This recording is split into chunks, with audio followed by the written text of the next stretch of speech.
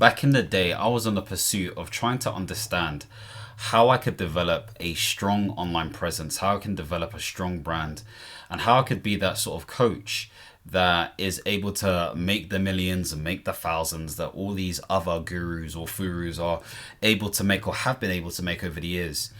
And obviously, as I've gone down the contracting and independent consulting route, I've started to realize that not only were the things that I learned still true in many ways, it has to be bespoke and congruent to you as an individual. So in today's video, I'm going to be talking about how I have been able to develop a brand, and I'm still on that journey. But again, hopefully it may be sort of like helpful to you guys as well. Now I'm going to be referencing an article I did back in, I want to say 2020, 2019, 2021. Of course, I'm going to add some variation to it based on today's day and age, but I think it's a good reference. Now there's a lady called Rhonda Swan, okay, who has developed a brand, and one of her brand names is known as the Unstoppable Family, because she's trying to create this image of, I guess, inspiration to other households and families, not just within the US, but globally as well. And she talks about 3 C's that are crucial, not even 3, 4 C's that are crucial when it comes to branding, okay? First one is clear message. Second is consistent identity. Third is congruent set of content. And the third one is credibility. Now let's start off with clear messaging. Now when it comes to clear message, you have to start from the beginning, i.e., what are you trying to do? What are you trying to be? I've said this many times before. Who are you trying to become? Who would you like to become? And if you can get closer to that response, then you're moving into a space where you're getting further clarity. Now it's hard to answer that question without understanding some of your context. And so it's key and important for you to just review your life. You have to reflect it. You have to. None of this branding stuff is divorced from your ability to essentially reflect and review your life.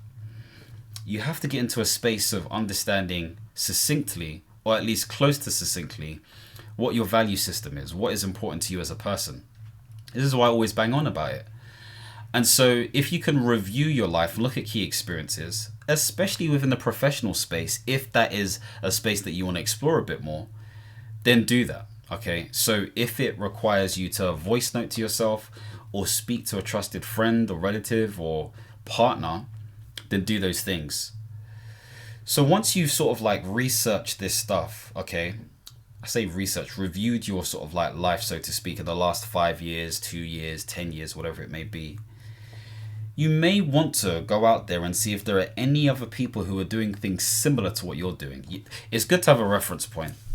You know, I don't like to compare myself to other people because actually I just don't do it. I don't know why. However, I think it's good to compare when it comes to understanding what other people have done. So you can pick and choose what you want to keep. And of course, that's difficult if you don't know necessarily what the winning formula looks like. So sometimes you have to be able to adopt their framework and then utilize it for your own stuff. Obviously shaped in a way that is conducive to you as a person. And so research other individuals who are doing similar things. Research other businesses who are doing other similar things. They don't have to be sort of like high flyers. They can be individuals that you find on LinkedIn or Facebook or YouTube or whatever it may be. And so once you get a feel and you get at least 5 other individuals or organizations and businesses that are similar, okay, to what you envisage for yourself, work out some of the things that make them stand out. So this could be sort of like maybe the colors that they use, the things that they promote, the things that they talk about, you know, how they carry themselves. There's all this kind of stuff there. Maybe you can get ChatGPT to help you develop some sort of framework so that you know what you're comparing against yourself and other sort of brands that you are sort of learning from. You then want to get into a space of, okay, cool, I kind of got an image of who I want to become, what that looks like for me, because I'm going to write down the key things that make sense for me. But then I also want to understand, on the flip side, who is the audience that I want to serve? Who is the audience that I want to serve? And that has to be, you have to have someone in mind. It could be yourself. It could be your former self a year ago, 6 months ago, 2 years ago, 5 years ago. It could be your sibling. It could be a cousin. It could be a work colleague. But have someone you can identify with, because what, kind of was taught to me years ago and became more apparent to me probably about maybe 2 to 5 years ago, I'm not sure, was that now when I'm writing stuff, I'm writing to my friends. I'm writing to people who I believe fit within my target audience. And there is a specific person I have in mind.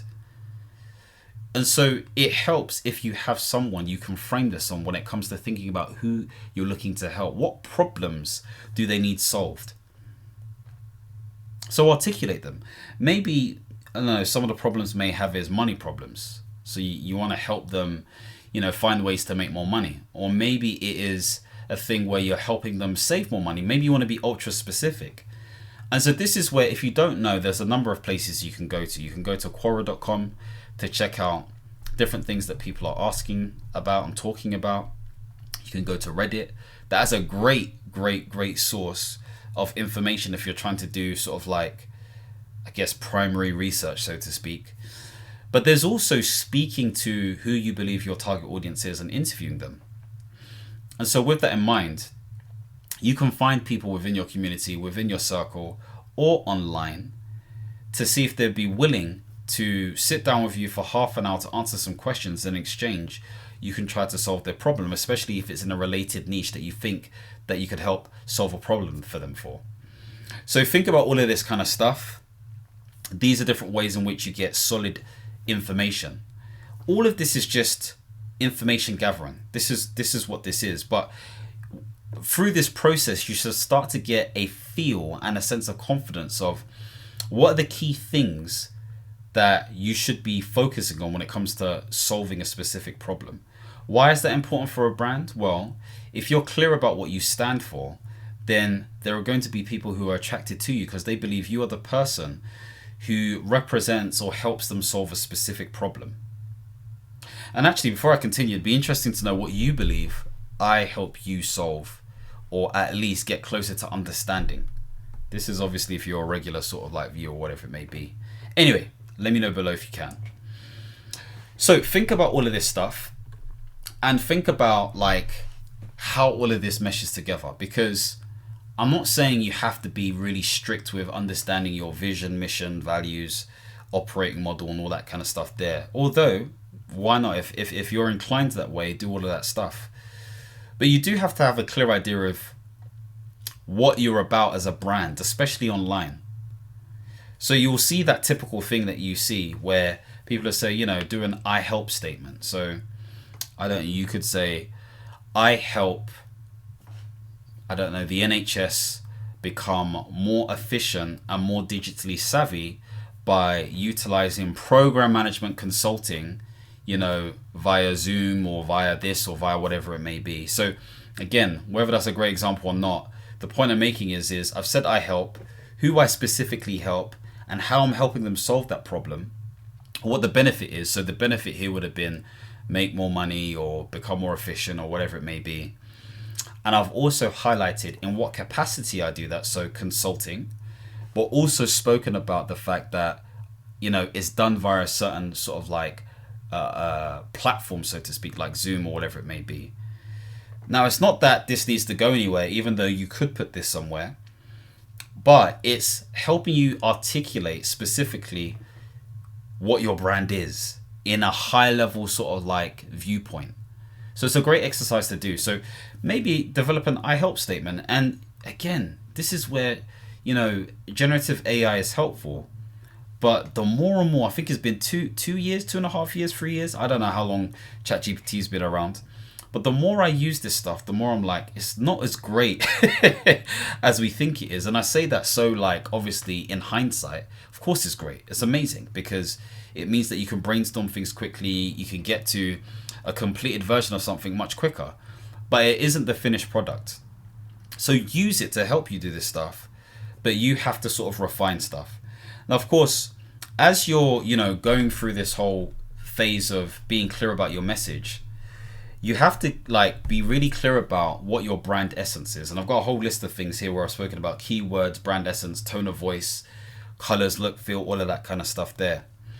And I think one way to really get a good sort of like tone of voice is through writing or speaking. I think that's really important. Writing and speaking. So for me, my specific tone of voice is communicated through the I was going to say the written word, that's not the right thing, through video. Okay, through video. I also use the written word, you know, whether it's on LinkedIn, etc., etc. But it gives you an idea of what my tone of voice is. So maybe my tone of voice is hopefully relatable, or maybe it is informative by nature, or maybe it is whatever it may be, empowering. There's a whole bunch of stuff that you may have in your mind in relation to what my tone of voice is and my brand essence and all that kind of stuff there. So hopefully that gives you a bit of a sense in terms of what a clear message looks like, because you're trying to get alignment. You're trying to align who you are to what you're going to portray online. And I use that word portray very specifically because portray is not supposed to be misleading, but it is supposed to reveal a perception, okay? A perception in terms of how people should associate you, or what you're associated with in their minds, at least anyway. So think of this stuff, like when it comes to brand, perception and association is key. And you are allowing people to understand the brand image that you are portraying. But of course, you have to be able to deliver on that brand image based on the promises that you may keep, etc., etc. So that's clear message. The second part is consistent identity. Okay, and I think this is sort of like straightforward. Now, before I say this, I've seen people online who basically pay for some services, some really good services, you know, to improve website or LinkedIn headers and banners or YouTube headers and banners and all of that kind of stuff there. And although that stuff is really important to do, and I think is a sensible thing to do, it doesn't define your brand. It makes up part of your brand, but it doesn't define it. Because if they've done all of this stuff, and of course, if, you know, the sort of like consultant or graphic designer, whatever it may be, who did this stuff will ask questions in terms of all of the stuff I just spoke about. But that still doesn't sort of like solve the brand issue. There needs to be congruency. And so this is all to say that if you haven't really honed or grasped or understood who you're trying to become, or who you are becoming, or what your brand is to a degree, then doing the whole consistent identity thing doesn't make sense. So you have to do that stuff first. It just makes sense to do that. But of course, what you'll be thinking about is consistent logos, consistent header images, consistent bios, you know, similar pictures or the same pictures on different platforms. Like I would have to be able to go onto X and to LinkedIn and YouTube and Facebook and Instagram and TikTok and get the same brand feel. Now, of course, there is a caveat to this stuff. Obviously, different platforms have different feels. So LinkedIn will feel a bit more professional for some, although some people are using it in a different capacity. Whereas for TikTok, it's a bit more fun by nature. So you'll even see on my TikTok, even though I've kind of neglected it a bit, my TikToks, in terms of the feed, or at least when you go to my profile, the profile image is a bit more fun, okay? But you would never see me do that on LinkedIn or some of the other platforms. The other platforms are all consistent. So you have to decide what you're willing to take serious in terms of your platforms, but keep everything the same as best as possible, okay, where the platform requires it. Have the same handle. So on all platforms, I am at Michael Tabaradi, okay? So if you're not, you know, following me or whatever it may be and you want to, you can check out my different socials and we can connect that way. So think about logos, think about colors. Colors have meaning, okay? So blue obviously is something you can trust, okay? Something that's a bit more serious by nature. White is seen as pure and honest for whatever reason. Black is seen as serious and professional. Red can sometimes highlight danger. Yellow and, you know, certain shades of orange is like warmth, okay? So, and inviting by nature. Green is also everlasting and trustworthy and to do with vitality, so to speak. Purple's a royal color. So there's all these different things that you have to take into consideration.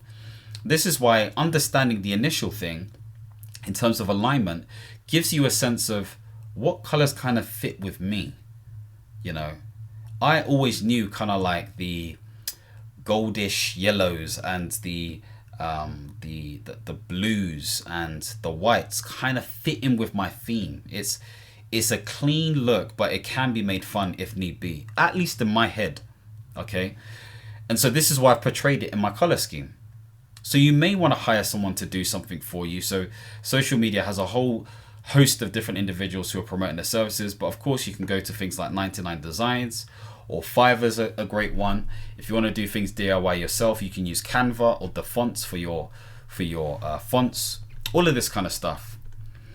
And so yes, it's really important to make sure that you have this stuff in mind.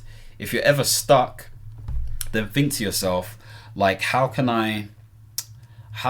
maybe I need to create a mood board on Pinterest or something to give me some ideas. Okay, so think about all of this stuff. Now, of course, when it comes to the next sort of like phase, there's congruent content. Okay, so content that is aligned. But before I move on to the congruency of content,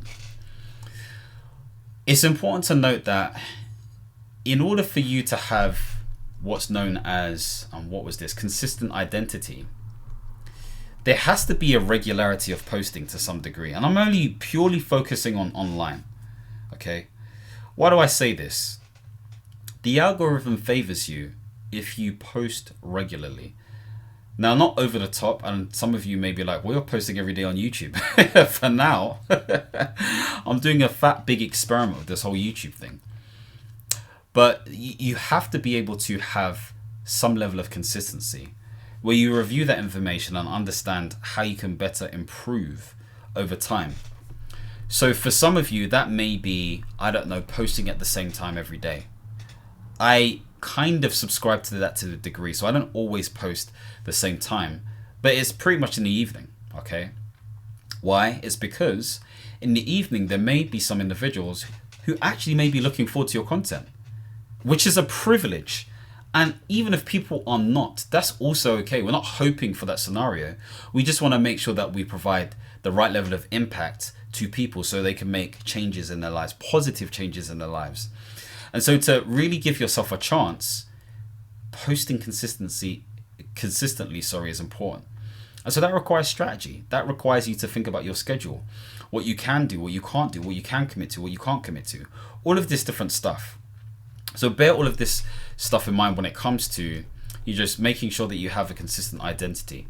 Now, coming back to congruent set of content, I think this one is self-explanatory, but I think the way to think about this is, if you're going down the creator route, okay, you have to think to yourself, what do I want to educate people on? Which will partly be answered at the beginning based on what specific problem are you solving, okay? And so if you can have anywhere between 5 to 8, I'm going to say, okay, I don't think there's a strict rule, you just have to be comfortable, but 5 to 8 different types of pillar content, okay, or key topics that you talk on, then that's great, because at least with those things, you want to talk about those things, and because they contribute to problems being solved, it becomes easier for you to talk about that stuff. So for me, I talk about portfolio careers, I talk about contracting, I talk about independent consulting, I talk about leadership, I talk about resilience / emotional intelligence. I'm sure there are other things I talk about, like the system and financial affairs, talk about personal finances as well. There's a whole bunch of stuff that I talk about. And so you guys may, again, identify me with some of those things. And so you know what to expect to a degree. Now, does it mean I can't talk about anything else? Well, some may say it does mean you can't talk about anything else. I would say no, it doesn't, because as people are watching you or reading your stuff, they become accustomed to the type of person you are. So of course, you're going to lose a portion of people who only want to hear certain types of things. But for the true fans, they'll be able to understand who you are, and they will see value in whatever you're saying. It doesn't mean you can say anything and they'll be like, oh my gosh, that's valuable. No, they know that you're trying to provide value. Hopefully you can see I'm trying to provide some value with what I'm saying. So the congruency of content is key. And so you have to come into a space of being comfortable on talking about those specific topics, but just talking in general, whether this is actual talking or typing. Okay, so bear all of this stuff in mind. Really, really important. And I guess the final C that Rhonda Swan talks about is credibility. Really, really, really important stuff. So credibility comes in a number of different forms. This may actually, and some people may say, really, but I still believe it's the case.